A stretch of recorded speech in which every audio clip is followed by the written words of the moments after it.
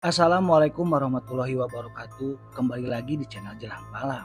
Kali ini saya akan membacakan sebuah cerita kiriman langsung dari sahabat Jelang Malam yang berjudul Teror Arwah Bang Tony. Baik sahabat Jelang Malam, sebelum saya lanjutkan ceritanya, jangan lupa tekan tombol like. Dan bagi yang belum subscribe, jangan lupa tekan tombol subscribe-nya, aktifkan tombol loncengnya supaya cerita-cerita dari channel ini terus terupdate di channel kalian. Dan bagi teman-teman yang mau kirim cerita horor dan misterinya, langsung saja kirim ke nomor yang saya sudah tulis di deskripsi. Baik sahabat Jelang Malam, tidak usah menunggu lama lagi. Are you ready? Sikat.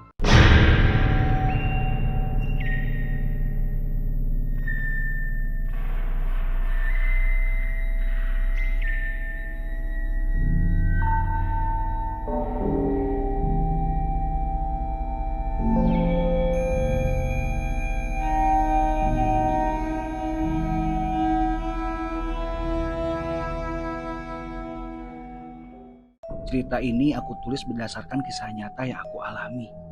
Cerita ini terjadi sekitaran tahun 2005 yang lalu. Semua nama yang ada di cerita ini adalah nama samaran. Baik, ada yang menyerupai cerita tentang aku ini mungkin hanya kebetulan saja. Cerita yang aku tulis ini tidak ada maksud apapun. Semoga dari cerita aku ini kita bisa mengambil sebuah hikmah yang baik. 2005 di sebuah kota kecil yang berada di Jawa Barat. Sebagian besar penduduknya bermata pencaharian sebagai petani. Mungkin hanya segelintir orang saja yang pergi ke kota. Sore itu di warung Mang Jaka, Samsul, Eep, dan Tony, mereka bertiga berkumpul. Seperti biasanya, mereka menghabiskan sore hari itu dengan mengobrol dan ditemani segelas air kopi. Warung Mang Jaka ini setiap sorenya selalu ramai. Benar saja, biasanya warga sepulangnya dari ladang mampir dulu ke warungnya Mang Jaka, sekedar minum kopi dan menghilangkan rasa lelahnya. Warung Mang Jaka ini buka dari pagi sampai malam. Kalau pagi, Mang Jaka ini menjajakan sayur mayur dan ikan. Mulai sore hari sampai malam, warung Mang Jaka ini disulap menjadi warung kopi. Tentu saja, kebanyakan para pemuda desa nongkrong di warungnya. Ton, katanya kamu mau mengadu nasib ke kota ya? Tanya Samsul. Iya Sul, ya mau gimana lagi? Kamu enak, kamu bisa berladang, sedangkan aku ya tahu sendirilah. Jawab Tony. Wah, sebentar lagi menjadi orang kota nih. Ujar Eep. Ya doain aja Ep, aku juga belum tahu nanti aku kerja apa di sana. Jawab Tony. Apa kamu gak berminat untuk bertani? Kan kakak kamu itu tanahnya cukup luas Ton. Ujar Samsul. Iya juga sih Sul, cuman aku mau mengadu nasib dulu di kota. Ya siapa tahu ada rezekinya. Awas aja Ton, nanti setelah kamu sukses malah lupa gak pulang-pulang kampung. Ujar Eep sambil bercanda. Masa iya Ep, kalian kan sahabat-sahabat saya dari kecil. Kalau aku sukses, sudah pasti aku akan bawa kalian ke kota. Jawab Tony sambil menimpali candaannya Eep. Benar saja, mereka bertiga itu bisa dibilang sahabat dari kecil. Samsul, Eep, dan Tony usianya seumuran. Keluarga Samsul dari dulu bermata pencaharian dari bertani. Begitu juga dengan keluarga Eep. Bahkan sebenarnya, keluarga Tony ini memiliki tanah yang cukup luas di kampungnya. Apalagi kakak kandungnya Tony, yaitu Kang Husen. Kang Husen bisa dibilang juragan tanah di kampungnya. Tapi entah mengapa, Tony ini lebih memilih berhijrah ke kota. Katanya pengen merubah nasib. Jadi kapan rencananya kamu mau berangkat ke kota Ton? Tanya Samsul. Ya mungkin minggu depan Sul. Sebelum aku dapat kerja, rencananya aku mau tinggal dulu di rumah Wadirman. Nanti kalau aku udah dapat kerja, baru aku sewa kontrakan. Nanti kalian main ke kota ya. Ujar Tony dengan penuh semangat. Oh pastinya dong Ton, aku juga pengen kerja di kota. Makanya aku doain banget kamu sukses di sana ya. Ujar Eep. Amin ya robbal alamin. Terima kasih banyak ya Ep. Aku juga doain kalian berdua. Semoga sukses di kampung ini. dan kita cepat-cepat menikah. Ujar Tony. Sore itu di warung Mang Jaka semakin terasa hangat dengan gelar canda mereka bertiga. Bisa jadi minggu ini adalah minggu terakhir mereka bertemu dengan Tony. Karena minggu depan Tony udah pergi ke Jakarta. Singkat cerita, waktu yang sudah ditentukan pun tiba. Akhirnya Tony berangkat ke ibu kota. Sebelum berangkat ke kota, Tony pun tidak lupa berpamitan ke Samsul dan Tidak terasa waktu terus berlalu. 1 tahun lamanya semenjak Tony berhijrah ke ibu kota, suasana kampung pun tidak jauh berbeda dengan waktu-waktu yang lalu. Siang itu, Samsul dan berada di sebuah ladang. Mereka beristirahat di sebuah gubuk yang ada di tengah-tengah ladang. Oh iya Sul, saya dapat kabar kalau si Tony besok akan pulang kampung. Kamu tahu nggak? Tanya Oh gitu justru saya baru tahu dari kamu ini. Ujar Samsul. Kemarin malam si Tony itu nelpon. Katanya besok mau pulang kampung. Sepertinya Tony sekarang sudah sukses Sul. Ujar Alhamdulillah ya kita sih ikut senang saja. Ya sudah, besok kita tunggu si Tony datang. Ujar Samsul. Mereka berdua pun melanjutkan kegiatannya di ladang. Dan mereka berdua pun sudah tidak sabar menunggu hari esok. Soalnya di esok hari Tony akan pulang kampung. Singkat cerita, sore itu Samsul dan minum kopi di warungnya Mang Jaka. Sekedar membuang lelah setelah seharian mereka bekerja di ladang. Dari kejauhan, Samsul dan melihat sebuah mobil sedan yang menghampiri warung Mang Jaka. Siapa itu Sul? Pakai mobil bagus, sepertinya mengarah ke sini. Tanya Samsul pun memperhatikan sebuah mobil yang bisa dibilang mobil bagus pada zamannya. Ya nggak tahu ya kita lihat saja. Jawab Samsul. Apa yang dikata benar saja. Mobil sedan mewah itu berhenti persis di warungnya Mang Jaka. Dan ketika pintunya dibuka, sontak saja dan Samsul kaget. Ternyata itu Tony. Samsul dan langsung berdiri menghampiri Tony menyambut kedatangannya. Assalamualaikum, ujar Tony. Dan Samsul pun menjawab salamnya Tony berbarengan. Waalaikumsalam Ton. Wah, kamu hebat, ujar Samsul. Kirain tadi siapa? Dan ternyata kamu Ton, ujar Mereka bertiga pun langsung masuk ke warungnya Mang Jaka. Tidak lupa, Tony pun memesan segelas kopi dan sebungkus rokok filter. Dan Samsul pun terus-terusan memuji Tony. Dengan waktu yang singkat, hanya setahun saja, Tony sudah begitu suksesnya.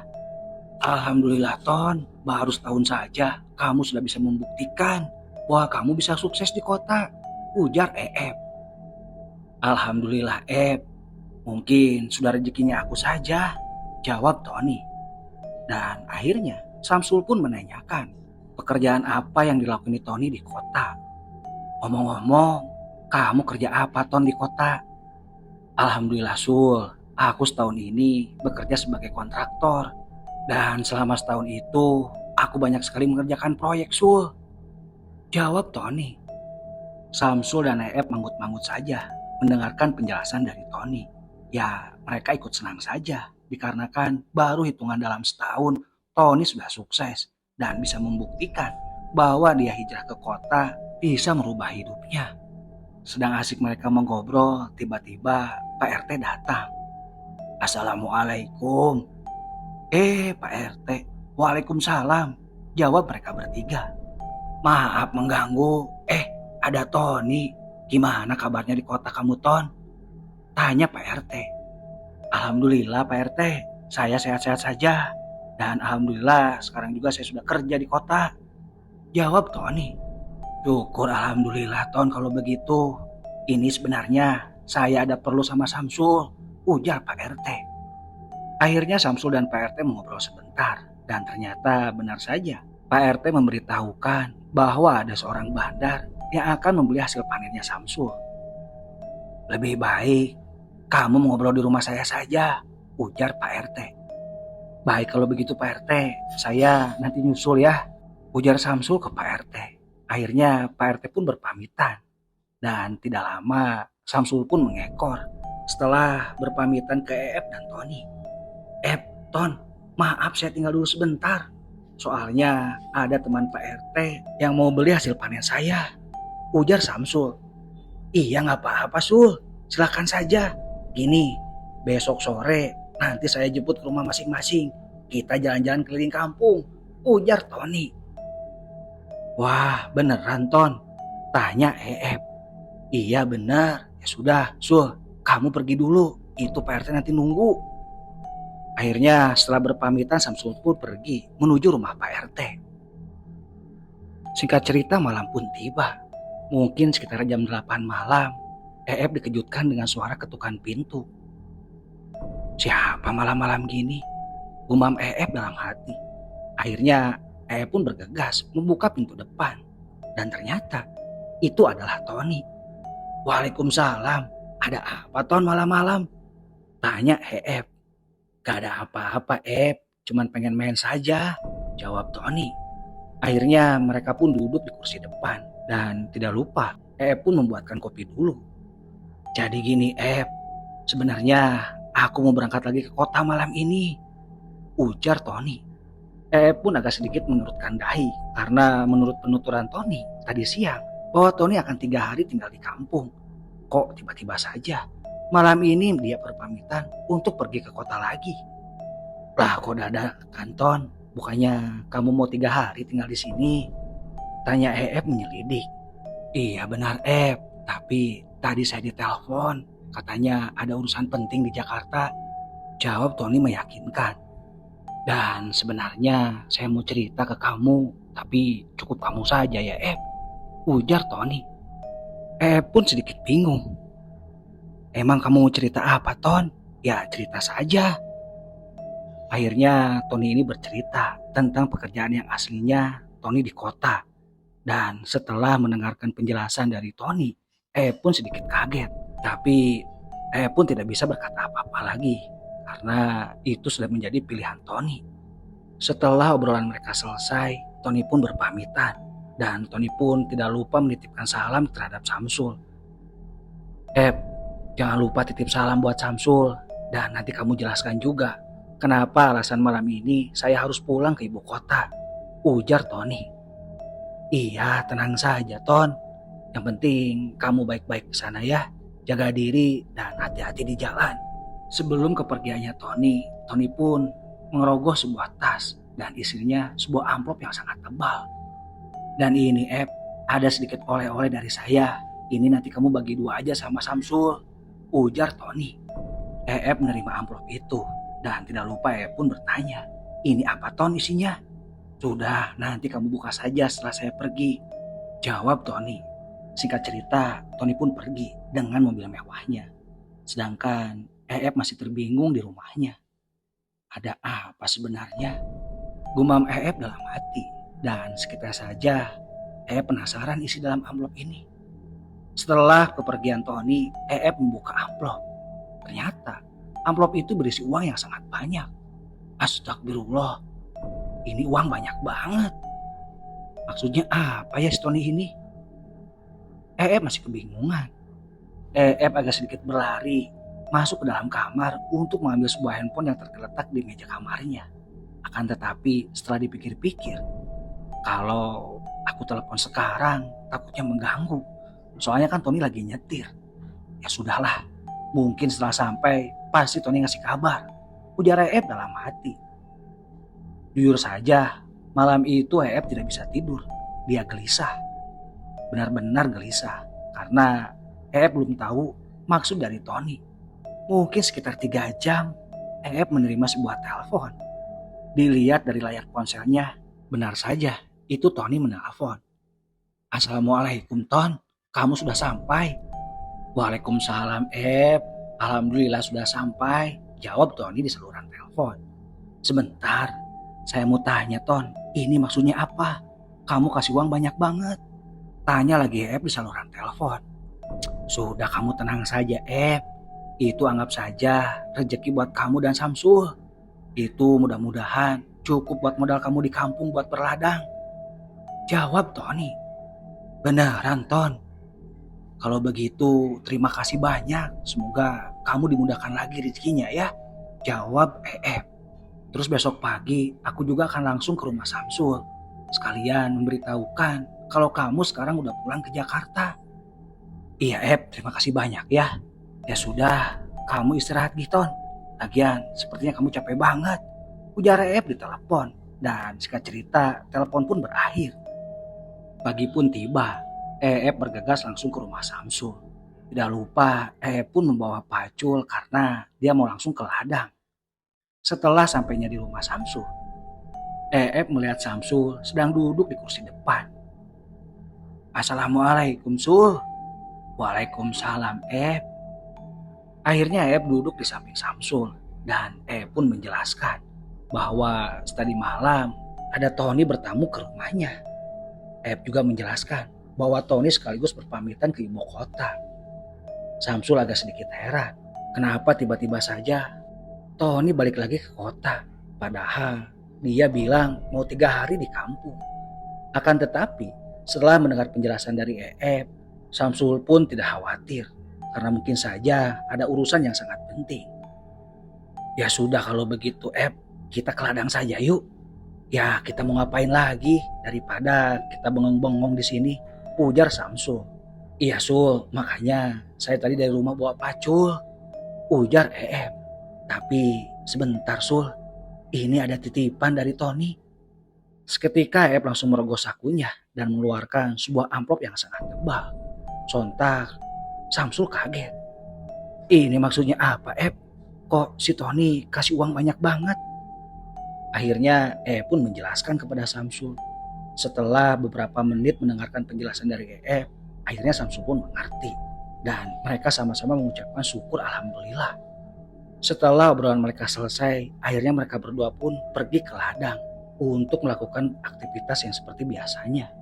Jujur saja, ada perasaan galau di diri karena ada sesuatu yang tidak bisa diceritakan ke Samsul, dan itu menjadi amanat dari Tony. Biarkan saja, biarkan Samsul mengetahui dengan sendirinya, gumam dalam hati.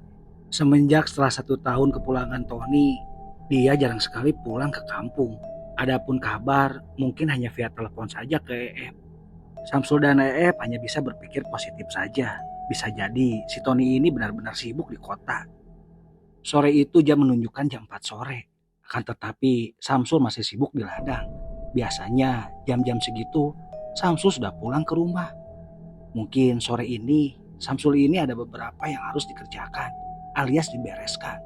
Setelah pekerjaannya selesai, Samsul melihat samar-samar dari kejauhan ada seseorang yang sedikit berlari akan menuju menghampirinya. Dan benar saja, setelah dekat itu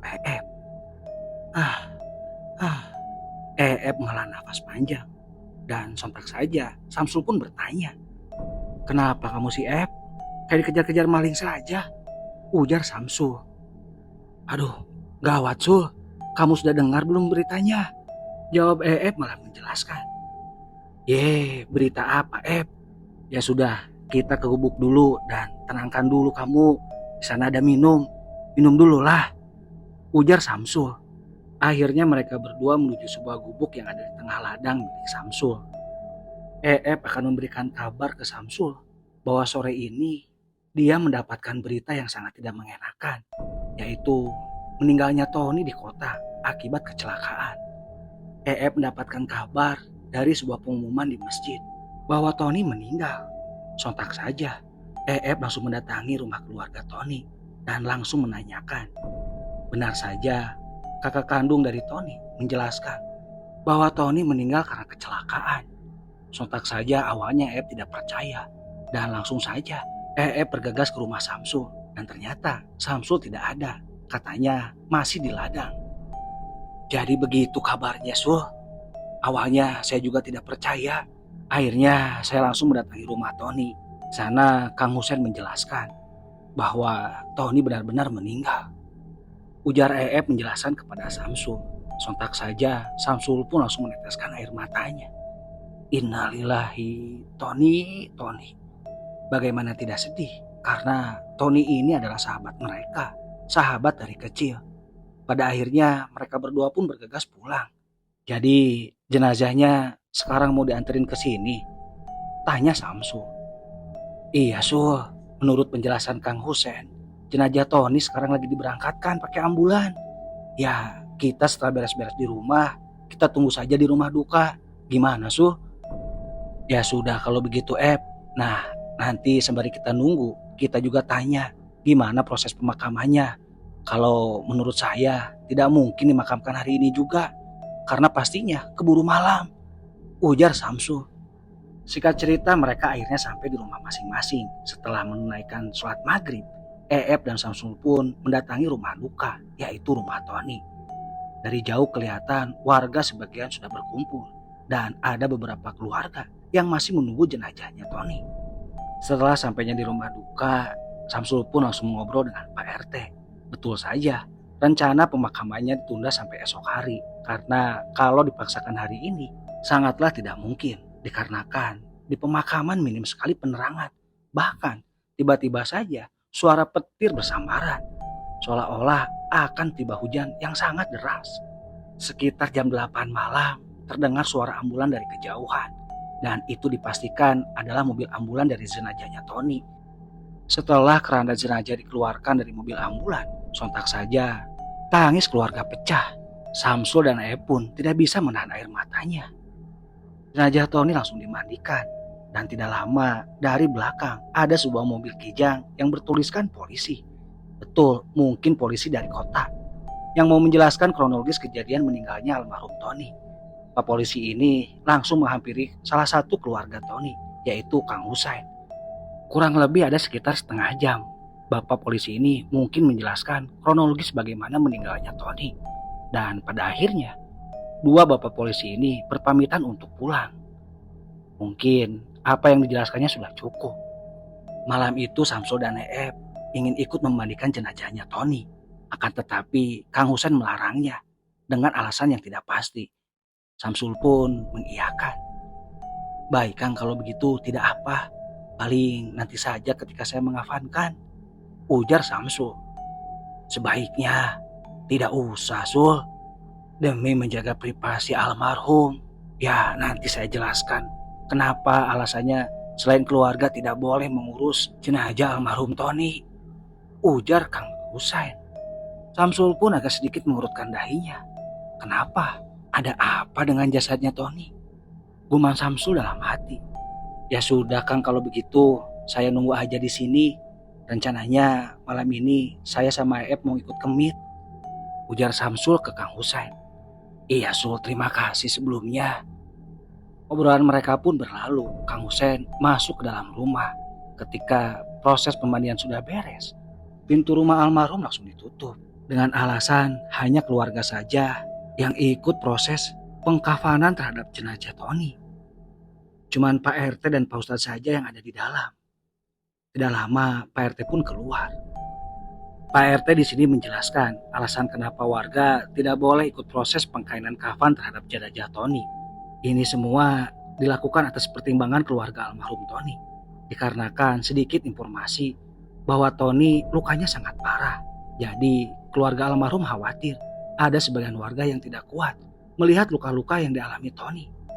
Begitu menurut penuturan Pak RT. Warga pun memakluminya. Begitu juga Samsul dan Awalnya Samsul dan bertanya-tanya.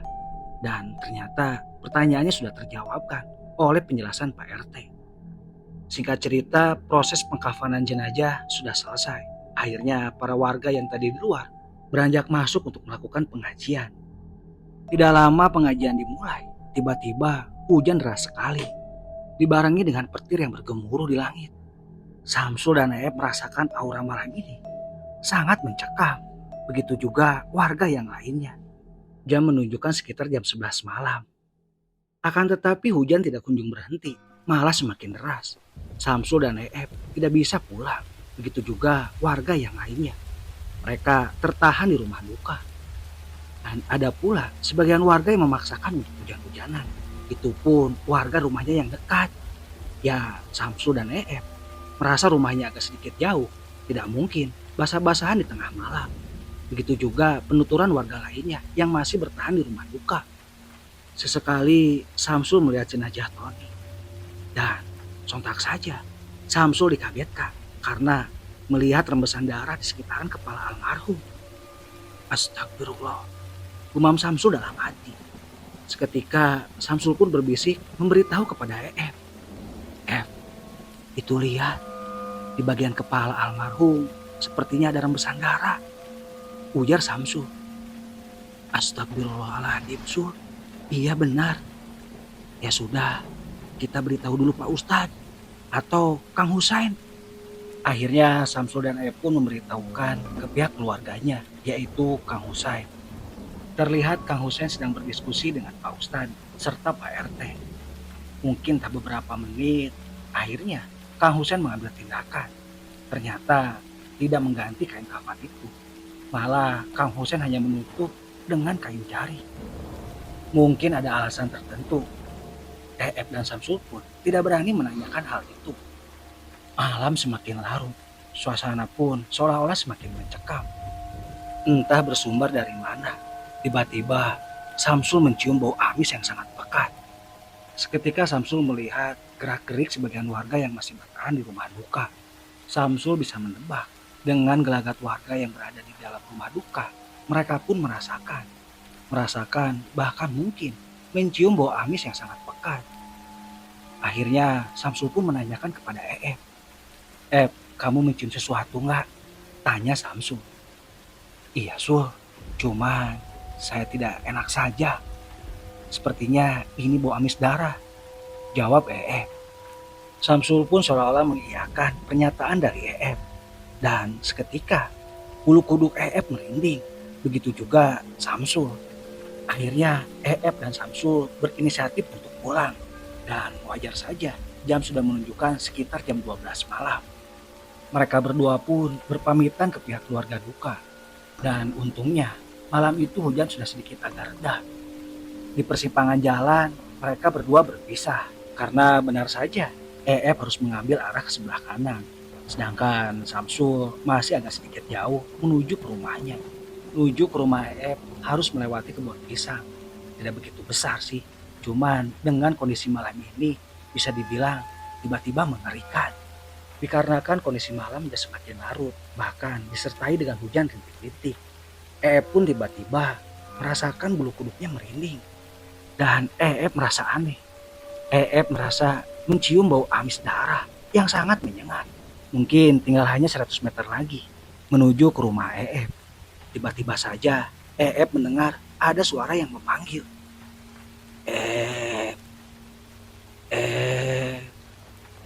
Sontak saja kaget dan pun bercelingukan. Langsung mencari sumber suara itu. Ketika menoleh ke sebelah kiri ke kebun pisang itu, samar-samar melihat sebuah sosok makhluk yang menyerupai pocong yang mukanya hancur serta bersimbah darah. Sontak saja tubuh bergetar, seolah-olah badannya lemas tidak bisa digerakkan. Bau amis darah semakin terasa, benar-benar sangat menyengat.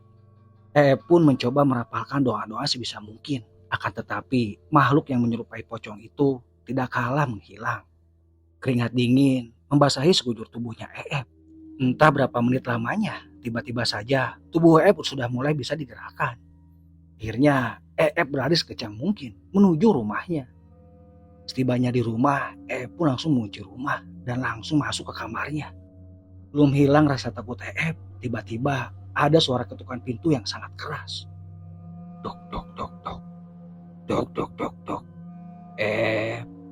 Tolong benar-benar ketakutan. Dan ia pun terus mencoba merapalkan doa-doa. Dan akhirnya, entah berapa lamanya, sudah tidak sadarkan diri. Mungkin tertidur, saking takutnya. Setibanya Samsul di rumah, Samsul langsung ke kamar mandi untuk mengambil wudhu. Seperti biasa, Samsul akan melakukan sholat malam dulu sebelum tidur. Setelah menunaikan sholat malam, tiba-tiba saja terdengar suara ketukan pintu di depan. Dok, dok, dok, dok. Dok, dok, dok, dok. Samsul pun agak sedikit heran. Siapa malam-malam gini? Gumam Samsul dalam hati. Karena mungkin Samsul capek, Samsul pun mengabaikan. Baru saja Samsul merebahkan dirinya di kasur. Tiba-tiba ketukan itu terdengar lagi. Duk, duk, duk, duk, duk, duk, duk, duk. Akhirnya Samsul pun agak sedikit kesal. Masa iya itu si Eep? Ujarnya lagi dalam hati. Akhirnya Samsul pun beranjak untuk membukakan pintu depannya. Ketika pintu sudah dibukakan, tiba-tiba saja tidak ada seorang pun di depan rumahnya Samsul. Posisi pintu masih terbuka. Samsul pun menengok kiri dan kanan dan dia pastikan memang tidak ada orang. Akan tetapi bau amis darah mulai tercium lagi. Astagfirullah, apa ini maksudnya? Gumam Samsul dalam hati. Samsul pun segera menutup pintu depannya. Ketika baru saja berjalan menuju kamar, suara ketukan pintu itu terdengar lagi. Dok, dok, dok, dok. Dok, dok, dok, dok. Samsul pun beranjak kembali untuk membukakan pintunya lagi. Ketika pintu rumahnya dibuka, Samsul melihat sosok yang menjumpai pocong berada di hadapannya. Jaraknya begitu dekat. Samsul melihat sosok pocong yang jaraknya sebegitu dekat. Dan seketika tubuh Samsul bergetar. Kakinya lemas. Keringat dingin membasahi seluruh tubuhnya. Dengan jelas Samsul melihat muka pocong itu. Mukanya hancur, berlumuran darah. Dengan sekuat tenaga Samsul pun berusaha untuk mundur. Tapi apa daya, kaki seolah-olah benar-benar tidak bisa digerakkan. Dan pada akhirnya Samsul merasa sudah tidak ingat lagi malam itu. Malam itu Samsul entah berapa lama dia pingsan. Samsul terbangun karena mendengar sayup-sayup suara azan dari luar. Dan Samsul pun merasakan badannya sebegitu dingin. Jelas saja Samsul pingsan di ruang tamu yang notabene-nya pintu luar masih terbuka. Singkat cerita Samsul pun langsung terbangun dan menutup pintu luar yang sudah lama terbuka. Untung saja tidak ada maling. Gumam Samsul dalam hati. Samsul pun langsung bergegas mengambil air wudhu untuk menunaikan sholat subuhnya. Dan ketika sholat subuh, Samsul akan pergi ke rumah duka, ke rumah Tony. Karena pagi ini akan dilaksanakan pemakaman almarhum Tony. Sempat terpikir kejadian semalam. Apakah benar itu arwah Tony? Tapi Samsul masih berpikir positif. Bisa jadi itu hanya halusinasinya saja karena kecapean. Singkat cerita pagi pun tiba. Samsul langsung bergegas ke rumah almarhum Tony. Di sekitaran rumah sudah terlihat berkerumunan warga serta keluarga almarhum. Setelah sampainya di rumah almarhum Tony, Samsul pun langsung mendatangi Eep. Assalamualaikum Ep, kamu dari tadi di sini? Tanya Samsul. Enggak Sul, baru saja datang. Mungkin setelah aku datang baru kamu, jawab Eep. Ya sudah, ini sudah siap dimakamkan atau gimana? Tanya lagi Samsul. Sepertinya sudah Sul, soalnya jenazah Tony sudah dimasukkan ke keranda. Akan tetapi nanti akan disolatkan dulu di masjid. Setelah proses menyolatkan jenazah almarhum Tony, mereka pun beriringan menuju pemakaman. Akan tetapi pagi itu benar-benar mendung. Seolah-olah akan terjadi hujan besar. Terlihat orang yang menanduk keranda mayat benar-benar tergesa-gesa karena ditakutkan hujan keburu turun. Dan benar saja, belum juga sampai di tempat pemakaman, hujan sudah mulai turun. Akan tetapi tidak terlalu besar. Setelah sampai di pemakaman, proses pun seperti dipercepat. Setelah jenazah diturunkan, tiba-tiba hal aneh terjadi. Sontak semua warga heran. Karena ketika jenazah dimasukkan ke liang lahat, seolah-olah liang lahat memendek. Otomatis jenazah tidak muat. Ketika warga masih dalam kepanikan, tiba-tiba saja suara petir menyambar sebuah pohon beringin yang sangat besar yang berada di area pemakaman. Semua yang berada di area pemakaman terkejut, termasuk Samsul dan Eep. Astagfirullahaladzim Ep, Ini pertanda apa? Tanya Samsul. Tidak tahu, Sul. Auzubillah min dalik. Jangan sampai kita malah kena petir, ujar EF. Pihak keluarga terlihat sedang berdiskusi dengan tukang gali kubur. Seolah-olah pihak keluarga menyalahkan. Tidak mungkin kami salah, Kang. Sudah kami pastikan sebelum menggali kubur, kami sudah ukur dulu. Ujar salah satu tukang gali kubur menjelaskan ke Kang Husein. Kang Husein itu kakak kandung dari almarhum Tony. Terlihat raut Kang Husein semakin bingung. Sementara hujan malah semakin besar. Dan akhirnya Kang Husein berdiskusi dengan Pak Ustadz dan Pak RT. Pagi itu langit sangat hitam, hujan malah semakin deras. Warga di pemakaman pun masih bertahan. Dan akhirnya almarhum Tony dikuburkan dengan kaki sedikit diterengkup. Karena cuaca yang tidak mungkin serta situasi yang tidak memungkinkan. Ketika proses pemakaman sedang berjalan, suara petir terus bersahutan. Seolah-olah langit tidak menerima jasad almarhum Tony. Singkat cerita, proses pemakaman pun selesai. Semua warga dan keluarga langsung beranjak pulang karena hujan semakin deras. Ada obrolan yang sangat menarik. Obrolan Asep dan Agus. Asep dan Agus itu salah satu tukang penggali kubur dan mereka tadi bertugas untuk menurunkan jenazah juga. Sep, ini ada apa ya? Dari tadi pagi awan benar-benar hitam dan ketika proses pemakaman tiba-tiba saja hujan begitu derasnya. Ujar Agus. Iya Agus, ngeri sekali. Sebentar. Tadi ketika kita nurunin, kamu lupa nggak bukain tali pocongnya almarhum? Tanya Asep menyelidik dengan serius. Waduh, sepertinya sudah Sep. Tidak mungkin kalau kita tidak buka. Ujar Agus tidak yakin. Jangan sudah Gus. Kamu sepertinya tidak yakin. Sore itu Samsul dan EF berada di warung kopi Mang Jaka. Akhirnya Samsul bercerita kepada EF. Tadinya Samsul tidak akan bercerita, akan tetapi perasaan itu seolah-olah menjadi beban pada dirinya. Samsul bercerita bahwa malam kemarin dia didatangi sosok yang menyerupai pocong. Dan sontak Samsul kaget bahwa EF pun mengalami hal yang sama. Kejadiannya ketika EF pulang dari rumah almarhum Tony. EF melihat sosok yang menyerupai pocong di kebun pisang.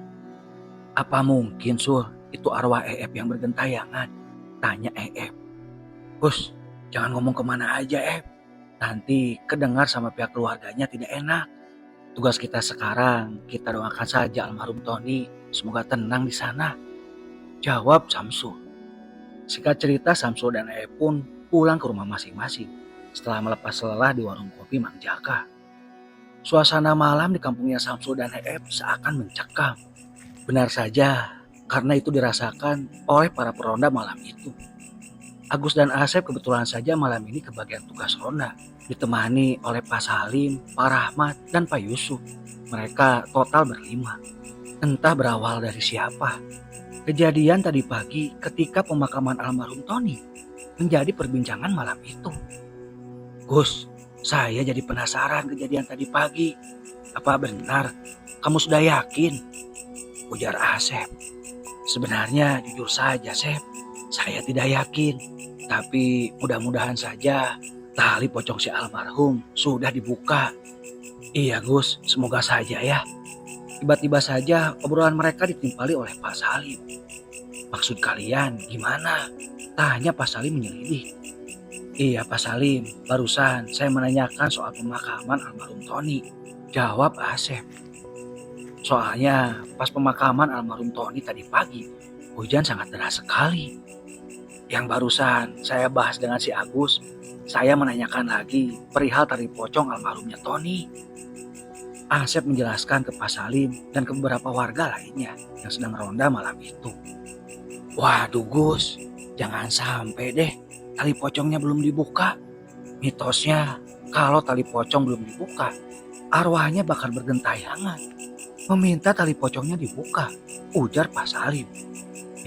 Amit-amit. Sontak saja mereka semua langsung berkedip ngeri. Kalian ini kenapa? Malah ngobrol yang aneh-aneh, ujar Pak Rahmat.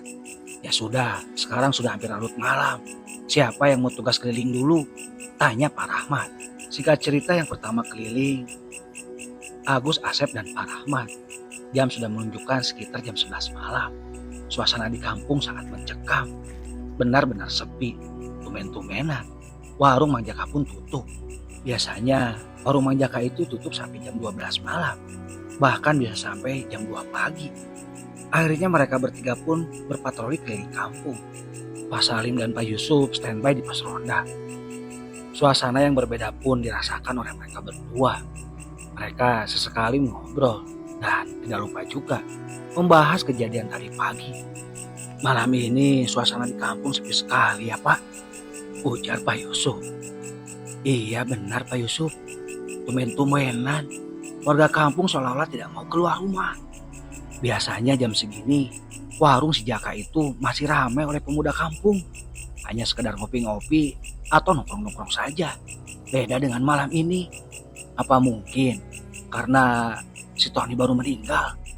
Ketambah ketika tadi pagi pemakaman almarhum Tony, hujan tiba-tiba besar Pak. Ketika mereka berdua sedang asik mengobrol, tiba-tiba saja Pak Yusuf seolah-olah mengendus-endus hidungnya.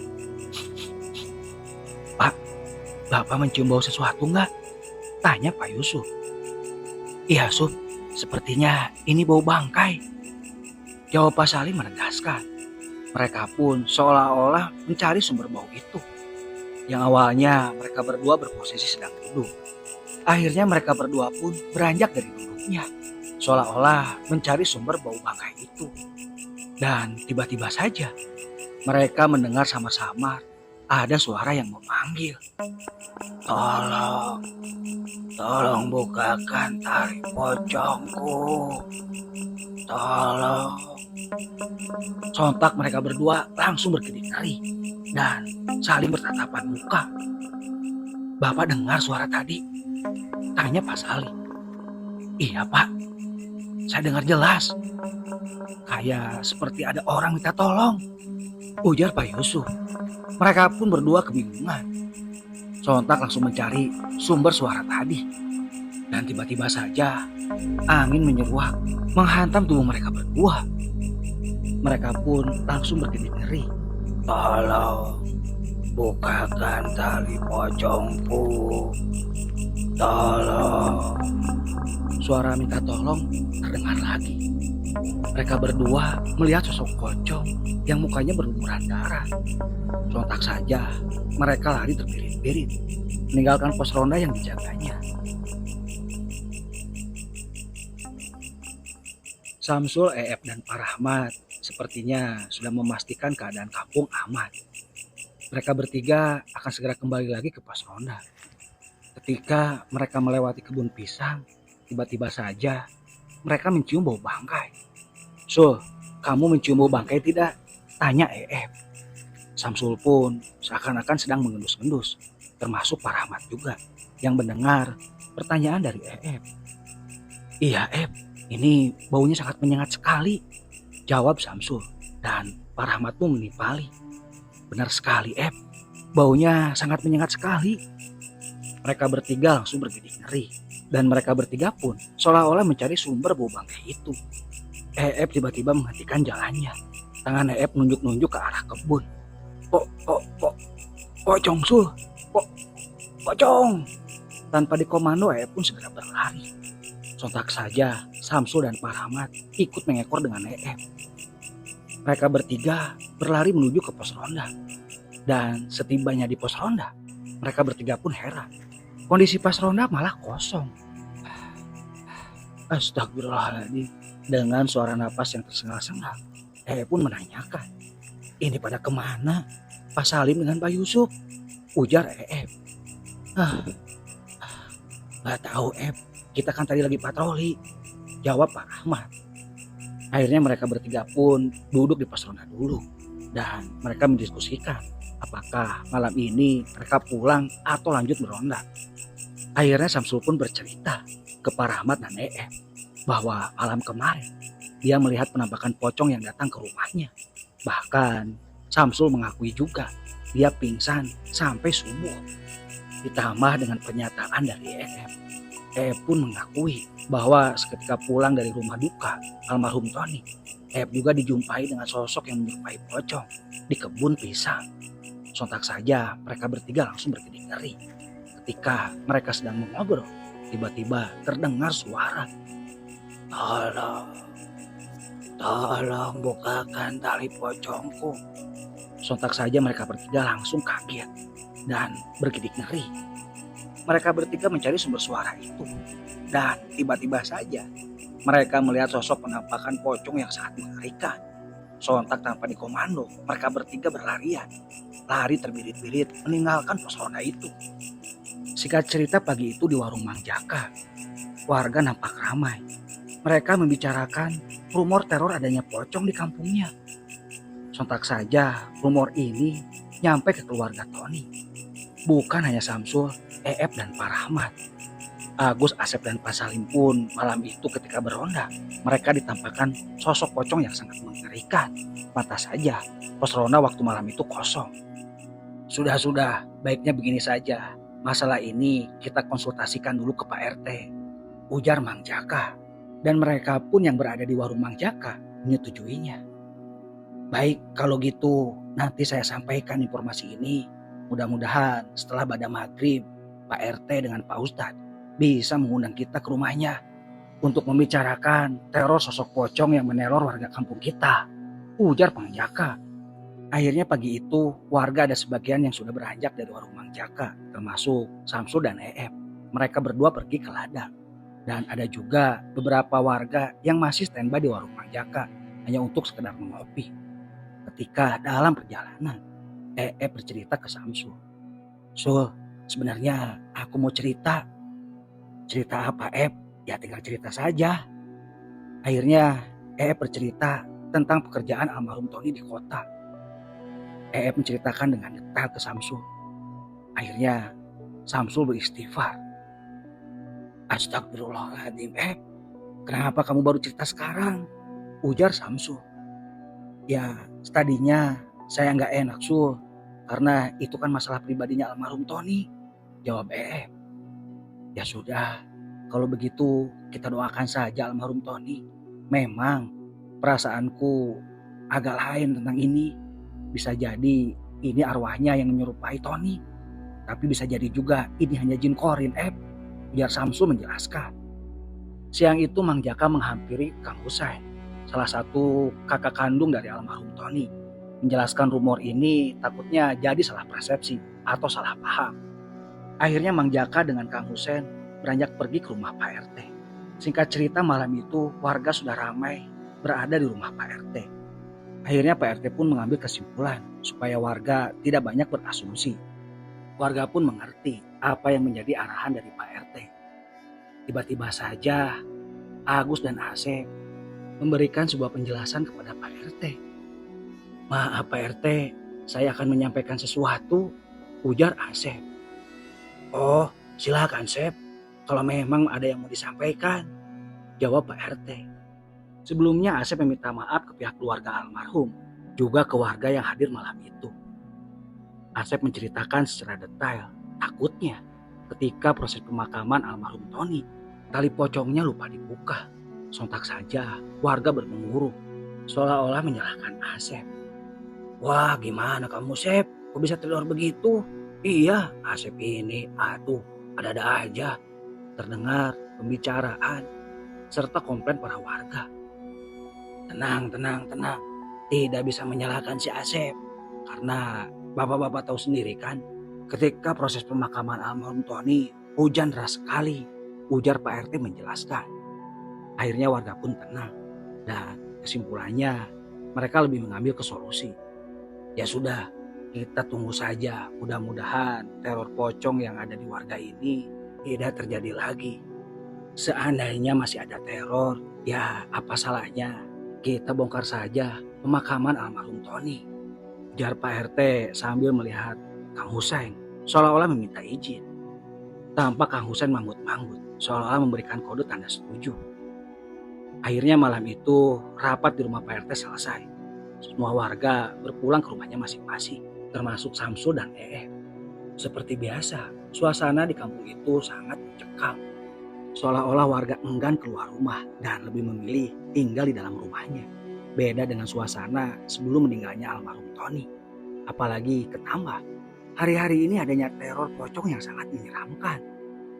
Malam semakin larut, Asep tampak gelisah seolah-olah tidak bisa memejamkan matanya untuk tidur. Udara di kamarnya tiba-tiba panas. Ketika dalam lamunan, tiba-tiba saja terdengar suara ketukan pintu. Jujur saja, Asep enggan membukakan pintu depan rumahnya. Asep lebih memilih menarik selimutnya dan terus memejamkan matanya supaya bisa tertidur. Entah berapa kali suara ketukan di depan pintu rumahnya. Asep tidak menghiraukan. Tiba-tiba hening. Tidak lagi ada ketukan. Dan baru saja Asep mulai merasa tenang.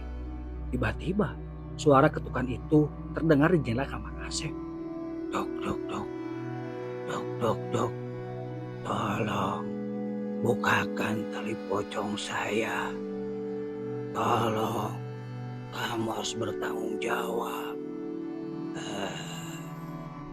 Sontak saja seluruh tubuh Asep bergetar. Keringat dingin membasui seluruh tubuhnya. Bukannya hilang, suara ketukan itu semakin kencang. Dok, dok, dok, dok. Dok, dok, dok, dok. Dok, dok, dok, dok. Malam itu benar-benar sangat mengerikan. Entah berapa lama, tiba-tiba saja lampu rumah Asep mati. Asep bukannya memeriksa saklar lampu. Asep lebih memilih diam di kamarnya dan menarik selimutnya. Tiba-tiba saja Asep mencium bau busuk yang menyeruak ke hidungnya. Badan Asep semakin bergetar. Keringat dingin terus membasahi tubuh Asep. Asep terus merapalkan doa-doa sebisa yang mungkin. Hingga akhirnya Asep mulai merasa tenang. Karena dia merasa lampu sudah nyala lagi. Posisi Asep dikerubun dari kaki sampai kepala ditutupi oleh selimutnya. Akan tetapi bau busuk itu tidak hilang. Asep masih mencium bau busuk yang sangat menyengat. Entah berapa lama Asep pun memberanikan diri untuk membuka selimutnya. Perlahan tapi pasti. Ketika selimut sudah dibuka, sontak saja Asep kaget, bahkan sampai loncat. Karena Asep melihat sosok pocong itu ada di samping kasurnya. Asep langsung berlari dari kamarnya. Dan sialnya, Asep terpeleset hingga jatuh dan tak sadarkan diri. Malam itu Samsul sedang duduk santai di depan rumahnya, ditemani sebatang rokok dan segelas kopi. Tiba-tiba saja terdengar ada sahutan orang mengucapkan salam. Assalamualaikum. Sontak saja Samsul pun kaget dan langsung menjawab salamnya. Waalaikumsalam. Kamu Ton? Ayo silakan duduk. Apa mau saya buatkan kopi dulu? Tanya Samsul. Gak usah Sul, lagian saya tidak lama. Jawab Tony. Mereka pun malam itu berbincang. Di akhir perbincangan, Samsul ada sedikit heran karena berkali-kali Tony meminta maaf. Dan ada yang sangat ganjal ketika Tony meminta tolong. Sebenarnya aku mau minta tolong Sul, ujar Tony. Iya Ton, mau minta tolong apa? Sebenarnya saya minta maaf ya Sul. Kalau bisa kamu bongkar lagi kuburan saya dan bukakan tali pocongnya. Tiba-tiba Samsul kaget dan Samsul melihat sosok Tony berubah yang sangat menyeramkan. Mukanya berlumuran darah. Samsul bergetar dan tiba-tiba saja Samsul terbangun dari tidurnya. Astagfirullah, ternyata ini mimpi, ujar Samsul. Tapi barusan mimpinya seolah-olah nyata, gumam Samsul dalam hati. Singkat cerita, keesokan harinya Samsul bergegas ke rumah Kang Husen. Samsul menceritakan kejadian mimpinya malam tadi. Kang Husen pun menanggapi dengan serius. Tiba-tiba saja terlihat dari jauh ada Asep dengan Pak RT. Assalamualaikum. Assalamualaikum. Waalaikumsalam. Samsul dan Kang Husen menjawab salamnya berbarengan. Ternyata ada kamu Sul, ujar Pak RT. Iya Pak RT, saya ada sesuatu yang harus disampaikan ke Kang Husen. Nah, Kalau tidak mengganggu, sebetulnya saya kesini diminta oleh Asep. Asep juga mau menceritakan kejadian tadi malam, ujar Pak Samsul ke Kang Hussein. Silakan Sep, kamu ada kejadian apa? Tanya Kang Hussein, seolah-olah Kang Hussein mengetahui apa yang terjadi pada Asep. Akhirnya Asep pun menceritakan dengan detail kejadian yang menimpa tadi malam. Sontak saja Samsul pun kaget, termasuk Kang Hussein. Pada akhirnya mereka bersepakat untuk membongkar lagi kuburannya almarhum Tony. Kang Hussein sebagai perwakilan dari keluarga menyetujui, sedangkan Pak RT nanti akan mengumumkannya lewat speaker masjid. Jadi gimana Kang Hussein? Menurut Kang Hussein, baiknya kapan? Tanya Pak RT. Kalau menurut saya sih Pak, lebih baik lebih cepat. Ya silakan saja Bapak mengumumkan ke warga sekitar. Sedangkan saya akan menginformasikan ke keluarga. Singkat cerita, Pak RT Samsul dan Asep berpamitan dari rumah Kang Hussein. Pak RT langsung bergegas menginformasikan ke seluruh warga bahwa siang ini akan diadakan penggalian kubur almarhum Tony. Sedangkan Samsul langsung bergegas ke rumah EF. Tidak lupa Asep pun memberitahu sebagian warga yang dia bisa hubungi dan mempersiapkan proses penggalian kubur. Singkat cerita, jam 14.00, warga sudah berkumpul di depan rumah Pak RT. Dan terlihat ada Mang Jaka. Mang Jaka sengaja warungnya ditutup karena sebagian dari toleransi. Sebenarnya Mang Jaka benar-benar kehilangan almarhum Tony. Benar saja, warung Mang Jaka ini tempat favorit mereka menongkrong. Dan sebenarnya ada cerita juga dari Mang Jaka. Sengaja Mang Jaka tidak diumbar cerita ini ke warga. Hanya diceritakan saja ke Samsul dan EF karena merasa mereka sahabatnya almarhum. Pantas saja setelah meninggalnya almarhum Tony, warung Mang Jaka tidak pernah buka sampai malam. Rata-rata setelah Bada Isya, warung Mang Jaka tutup. Ternyata ada cerita di balik itu. Jadi kejadiannya setelah meninggalnya almarhum Tony, malam itu Mang Jaka merasakan malam benar-benar mencekam dan benar-benar sepi. Biasanya jam 11 malam warung Mang Jaka tetap ramai. Terkadang warung Mang Jaka ini dijadikan shelter buat para bapak-bapak yang sedang meronda. Akan tetapi malam itu benar-benar sepi. Ini malam benar-benar sangat sepi. Tumben, gumam Mang Jaka dalam hati. Akhirnya Mang Jaka berinisiatif untuk menutup warungnya. Akan tetapi Mang Jaka tiba-tiba saja pengen ngopi. Mang Jaka ngopi dengan kesunyian malam, serta tidak lupa ditemani dengan sebatang rokok. Ketika dalam lamunan, tiba-tiba saja terdengar suara minta tolong. Mang Jaka tidak beranjak pergi. Ya sejujurnya, Mang Jaka ini memang benar-benar bisa dibilang orang tua yang memiliki ilmu agama yang cukup tinggi. Mang Jaka sudah merasakan kehadiran sosok gaib ke warungnya. Kalau kamu memang mau bercerita, silakan. Tapi ingat, jangan memperlihatkan muka yang sangat menyeramkan, ujar Mang Jaka. Dan seketika, Mang Jaka terkaget. Terlihat ada sosok yang duduk membelakangi Mang Jaka. Sosok makhluk gaib itu tidak menyerupai pocong, akan tetapi menyerupai orang yang normal-normal saja. Tapi Mang Jaka tahu bahwa itu bukan manusia. Yang luar biasanya, sosok makhluk gaib itu banyak bercerita ke Mang Jaka. Mang Jaka tidak gentar. Mang Jaka dengan serius mendengarkan cerita sosok yang menyerupai Tony itu. Pada intinya, sosok makhluk gaib yang menyerupai arwah Tony itu meminta tolong kepada Mang Jaka supaya tali pocongnya dibuka. Akan tetapi Mang Jaka tidak percaya begitu saja. Bisa jadi perkataannya menyesatkan. Di malam kedua, Mang Jaka dikagetkan melihat sosok menyerupai arwah Tony. Akan tetapi malam itu menyerupai sosok pocong. Dan sekarang terjawabkan alasan Mang Jaka tidak buka warungnya sampai malam. Itulah kesaksian Mang Jaka terhadap Samsul dan EF. Singkat cerita, siang itu warga dan keluarga berbondong-bondong menuju pemakaman Tony. Terlihat Asep dan Agus langsung mencampur makamnya Tony dan dibantu dengan beberapa warga. Dan benar saja, tali pocong jasadnya Tony belum dibuka. Terlihat Pak Ustadz beranjak turun ke liang lahat. Pak Ustadz terlihat membacakan beberapa doa. Setelah proses selesai, Kang Hussein pun memberikan sepatah dua patah kata. Intinya meminta maaf kepada warga apabila selama ini tidak nyaman adanya sosok pocong yang menyerupai arwah Tony, dan warga pun memakluminya. Setelah dikira selesai, semua warga pun kembali ke rumahnya masing-masing. Suasana kampung tampak beda dengan hari-hari sebelumnya. Warga kampung pada malam hari terlihat ramai. Bahkan warung Mang Jaka pun buka sampai malam. Alhamdulillah.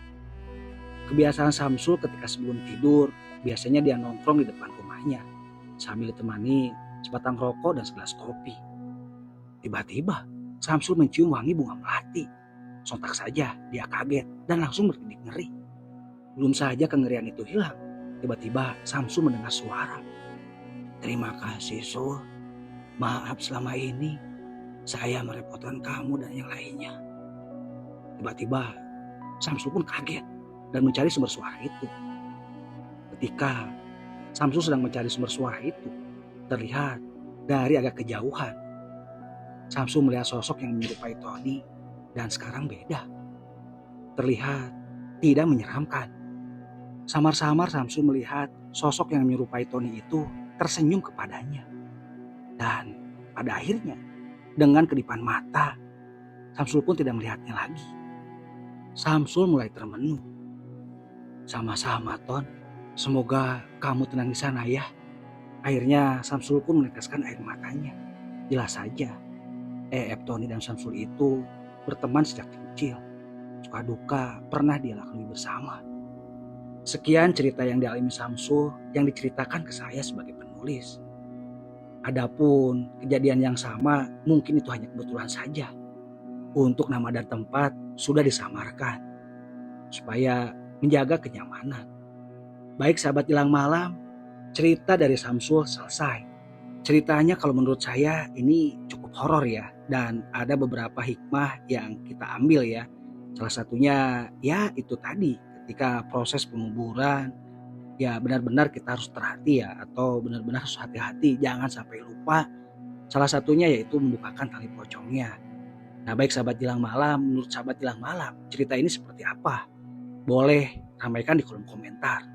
Dan saya juga mau mengingatkan, bagi para sahabat Jelang Malam yang belum subscribe, jangan lupa di subscribe dan tekan tombol loncengnya supaya video-video terbaru dari Jelang Malam terupdate ke channel sahabat Jelang Malam. Baik sahabat Jelang Malam, sekali lagi saya ucapkan terima kasih ya, dan saya juga tidak lupa meminta maaf apabila ada kata-kata saya yang salah dan intonasi yang masih kurang bagus. Baik sahabat Jelang Malam, saya Andre. Wassalamualaikum warahmatullahi wabarakatuh.